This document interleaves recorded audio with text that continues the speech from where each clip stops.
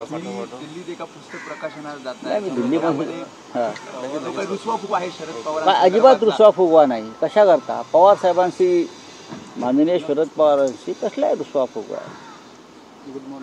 एका विषयामध्ये आम्ही आमच्या शिवसेनेच्या भावना व्यक्त केल्या की ज्या महादजी शिंदे यांच्या नावानं ज्या व्यक्तीला पुरस्कार दिला जातो त्यांनी असं कोणतं महान कार्य केलं की ज्यांना इतका शूर योद्धा महादजी शिंदेच्या नावानं पुरस्कार मिळावा, हा पहिला प्रश्न. त्यानंतर महाराष्ट्र सदनमध्ये अखिल भारतीय मराठी साहित्य संमेलनाच्या बॅनरखाली हा कार्यक्रम घेतला गेला. लोकांचा गैरसमज झाला की अखिल भारतीय मराठी साहित्य संमेलनानं हा पुरस्कार दिलेला आहे. पवारसाहेबांसारख्या ज्येष्ठ नेत्याची फसवणूक झाली. हा कार्यक्रम साहित्य संमेलनाचा नव्हता, तो खाजगी कार्यक्रम होता. तो अशा अनेक आमच्याकडे खाजगी संस्था पुरस्कार देत असतात, पण साहित्य संमेलनाचा बॅनरखाली तो कार्यक्रम झाला. महाराष्ट्र साहित्य परिषदेची परवानगी न घेता,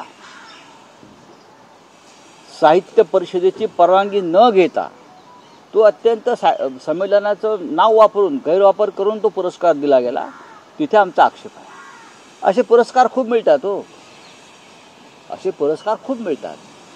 पण पवार साहेबांसारख्या व्यक्तीला सुद्धा, नेत्याला अंधारात ठेवलं गेलं की साहित्य संमेलनाचा कार्यक्रम आहे.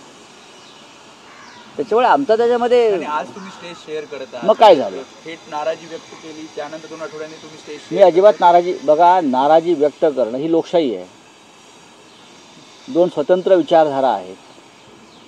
आमची एखाद्या व्यक्तीविषयीचं मत हे टोकाचं आहे. शरद पवार यांचा पक्ष फोडणाऱ्या लोकांविषयी आमचं तेच मत आहे.